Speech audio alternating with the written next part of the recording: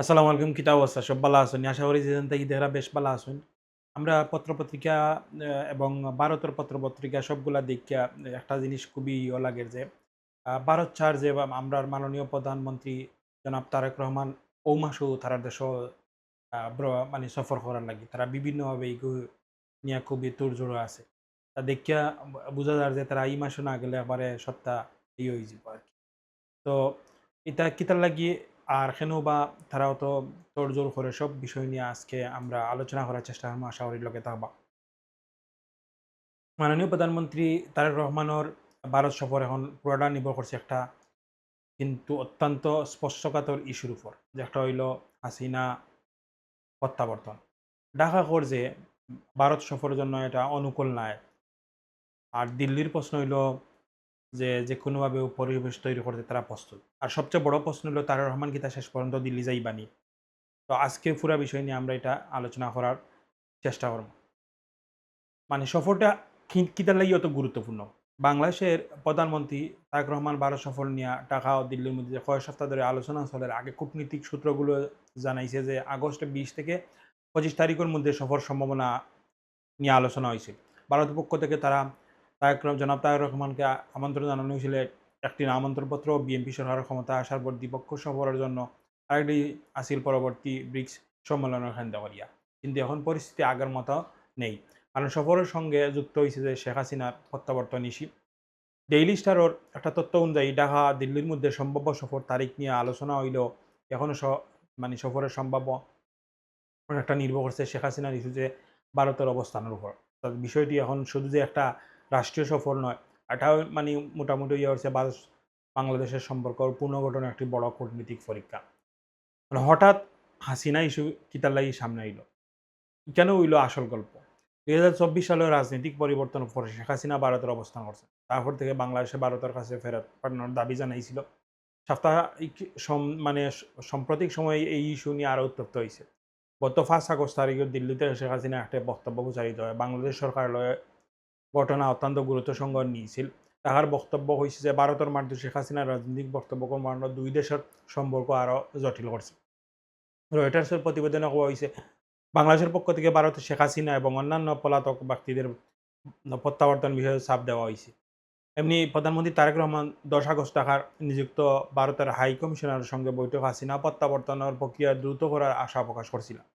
অর্থাৎ ঢাকা এখন শুধু সফরের তারিখ নিয়ে আলোচনা করছে না, সফরের আগে দিল্লির কাছ থেকে তারা একটা কূটনীতিক বার্তা স্যার। আচ্ছা, এখন কথা হলো বাংলাদেশ অনুকূল পরিবেশ বলতে কিতা বুঝাইতে চাইরা? ওখানেও প্রশ্ন। ঢাকা হর যে অনুকূল পরিবেশ তৈরি করতে হইব, তখন তখন এর অর্থ হইল কিতা? বাংলাদেশ পররাষ্ট্র মন্ত্রণালয়ের বক্তব্য অনুযায়ী ভারতের সঙ্গে আলোচনা হাসিনা প্রত্যাবর্তন এবং অন্যান্য সংশ্লিষ্ট বিষয়ে গুরুত্বপূর্ণ হইয়া উঠছে। বাংলাদেশ তার প্রথমত শেখ হাসিনা প্রত্যাবর্তন অনুরোধের বিষয়ে ভারতের অবস্থান পরিষ্কার হইতে হইব। দ্বিতীয়ত ভারতের মাটিতে কি এমন রাজনৈতিক কর্মকাণ্ড যেন দুই দেশের সম্পর্ক আরও ক্ষতিগ্রস্ত না হয়। আর তৃতীয়ত দুই দেশের মধ্যে সাম্প্রতিক উত্তেজনা কমাইয়া একটা কার্যকর কার্যকর কূটনীতিক পরিবেশ তৈরি করতে হইব। প্রথম আলোর আজকের প্রতিবেদনে কোয়া হয়েছে ঢাকা এখন নয়াদিল্লির কাছ থেকে একটা পরিষ্কার প্রক্রিয়ার অপেক্ষায় আছে। আর ওই পত্রিকার পাওয়ার পরই পরবর্তী সিদ্ধান্ত নেওয়া হইব বলেই তারা প্রকাশ করছেন। এখন একটা বিষয় খুবই গুরুত্বপূর্ণ। বাংলাদেশ সরাসরি খন না যে ভারত হাসিনা ফেরত না দিলে তারা দিল্লি যাইত না। বরং সরকারি ভাষায় খবর যে সফরের জন্য প্রপুর প্রপুর প্রাইস বা অনুকূল পরিবেশ দরকার। কিন্তু কূটনৈতিক বিশেষজ্ঞরা বড় অংশ মনে করছেন যে সেই পরিবেশ কেন্দ্রবিন্দু তৈরি হইছে হাসিনা ইস্যু। এখন প্রশ্ন হইল দিল্লির অবস্থান কি তা নিয়া? তাই ভারতের দিক দিয়ে এখন পর্যন্ত হাসিনা প্রত্যাবর্তন বিষয়ে অনুরোধ সরাসরি প্রত্যাখ্যান করছে না। ভারত পররাষ্ট্র মন্ত্রণালয়ের বক্তব্য অনুযায়ী বাংলাদেশের কাছ থেকে তারা পাওয়া প্রত্যাবর্তন সংক্রান্ত অনুরোধ তারা পরীক্ষা নিরীক্ষা করিয়া দেখারা। অর্থাৎ ভারত অবস্থান এখনও অনেকটা বিষয়টি আমাদের কাছে আছে। আমরা আইনি ও প্রাতিষ্ঠানিক প্রক্রিয়ার মধ্যে এটা দেখছি এইরকম অবস্থায়। যে আমরা কাছে আছে আমরা আইন এবং সত্তার মধ্যে দেখিয়া দেখি যদি দেওয়া যায় তাইলে দিমু না আইলে নাই। এখানে ভারতের জন্য সবচেয়ে বিষয়টি সহজ নয়। আবার ভারতের লাগি এই জিনিসটাও কিন্তু সহজ নয়। কারণ হইল বাংলাদেশ হাসিনার বিরুদ্ধে গুরুতর মামলা আছে। সাজাও হইছে। অন্যদিকে ভারতের বিবেচনা করতে গেলে দ্বিপক্ষ সম্পর্ক, আইন প্রক্রিয়া এবং নিজের কূটনৈতিক স্বার্থ। দিল্লি খুব দ্রুত সিদ্ধান্ত নিতে চাইব কিনা এটার সাথে তারার একটাও এখন বড় প্রশ্ন। এখন সবচেয়ে বড় কথা হইল জনাব তারেক রহমান কিতা শেষ পর্যন্ত দিল্লি কিতা যাইবানি? এখন সবচেয়ে গুরুত্বপূর্ণ এটাই হইল একমাত্র প্রশ্ন, তারেক রহমান কিতা ভারতে সফর করবা? বর্তমান পরিস্থিতি তিনটা সম্ভাবনা দেখা যায়। সম্ভাবনা এক, দিল্লি বাংলাদেশের উদ্বেগের বিষয়ে ইতিবাচক কোনো বার্তা দেয়, তাহলে তারেক রহমান সফর হইতে পারে। এমন একটা সফর হইলে দুই দেশের সম্পর্ক পুনর্গঠন দরজা খুলতে পারে। সম্ভাব্য দুই, ভারত কোনো তাৎক্ষণিক প্রতিশ্রুতি না দিলে হাসিনা প্রত্যাবর্তন আইনি প্রক্রিয়া আছে, সেখানে যদি সফর পিছিয়ে যেতে পারে অথবা সফরটি বিষয় বিবেচনা করলে আলোচনা হইতে পারে। সম্ভবত তিন, দুই দেশ হাসিনা ইস্যুতে সমঝোতা পৌঁছাইলে তারেক রহমান দিল্লি সফর করবা।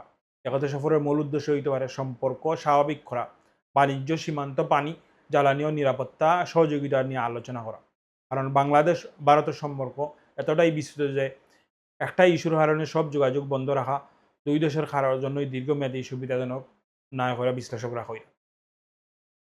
ভারত কিতার লাগি তারেক রহমানদের দিল্লি, জনাব তারেক রহমানদের দিল্লি তো স্যার উনি এই মাসেও কিতা লাগি যায়, এটাই হলো মূল জায়গা। বাংলাদেশ ভারতের অন্যতম গুরুত্বপূর্ণ প্রতিবেশী। সীমান্ত নিরাপত্তা, বাণিজ্য, ট্রানজিট, জ্বালানি, পানি, উত্তর পূর্ব ভারতের নিরাপত্তা সব কিছুর সঙ্গে বাংলাদেশের সম্পর্ক আছে। নয়াদিল্লির জন্য ঢাকার সঙ্গে কার্যকর সম্পর্ক অত্যন্ত গুরুত্বপূর্ণ। অন্যদিকে তারেক রহমানের নেতৃত্বাধীন নতুন সরকার ভারতের সঙ্গে স্থায়ী সমাধান চায়, সংঘাত চায় এমন কোনো স্পষ্ট ইঙ্গিত নাই, বরং বাস্তবতা হইল বাংলাদেশ স্বার্থ ভারতের সঙ্গে একটা কার্যকরী সম্পর্ক প্রয়োজন। তাই দুই পক্ষের মধ্যে মতবিরোধ থাকলেও আলোচনা জায়গা মানে এখনো আছে। দ্য ডেইলি স্টারের বিশ্লেষণ বলা হয়েছে যে সম্ভাব্য ভারত সফর দুই দেশের সম্পর্ক টানাঘোড়ানো সময়ের নতুন সম্পর্ক গড়ার সুযোগ তৈরি করে। তাইলে আসল দর কষাকষি কোন জায়গা? এখন হইল মূল প্রশ্ন, তাইলে আসল দর হয় কোন জায়গা? এটা পুরা ঘটনার সবচেয়ে গুরুত্বপূর্ণ জায়গা হলো দুই দেশের কূটনীতিক দর কষাকষি। বাংলাদেশ চাইছে যে সম্পর্ক ভালো করতে হইলে আমরা উদ্বেগগুলো গুরুত্ব দিতে হইব। আর ভারত চাইছে দুই দেশের সম্পর্ক শুধু হাসিনা ইস্যুর মধ্যে আটকা রাখা যেত না। এই দুই অবস্থানের মাঝখানেই তারেক রহমানের সম্ভাব্য ভারত সফর আটকাইয়া আছে। এখানেই সবচেয়ে বড় প্রশ্ন, দিল্লিকে হাসিনা ইস্যুতে এমন কোনো বার্তা দিব যা ঢাকার কাছে গ্রহণযোগ্য হইব, নাকি ভারত কইব যে প্রত্যাবর্তন বিষয়টি আলাদা আইনি প্রক্রিয়া এবং প্রধানমন্ত্রীর সফরের সঙ্গে যুক্ত করা উচিত নয়? আগামী কয়েকদিনের মধ্যে এই প্রশ্ন উত্তরণ একটা পরিষ্কার হইতে পারে। তাইলে পুরা ঘটনাটা যদি এক লাইনে বলা যায়, তাই জনাব তারেক রহমানের ভারত সফর এখন শুধু একটি সফর নয়, এটা বাংলাদেশ ভারতের সম্পর্কের নতুন সমীকরণের পরীক্ষা। হাসিনা ইস্যুতে ঢাকা কঠোর অবস্থান, দিল্লি খর যে প্রত্যাবর্তন অনুরোধ পরীক্ষা করা হচ্ছে, আর দুই দেশের মধ্যে সম্ভাব্য শীর্ষ পর্যায়ে বৈঠক এখনও আলোচনার মধ্যে আছে। তাই আগামী কয়দিন অত্যন্ত গুরুত্বপূর্ণ।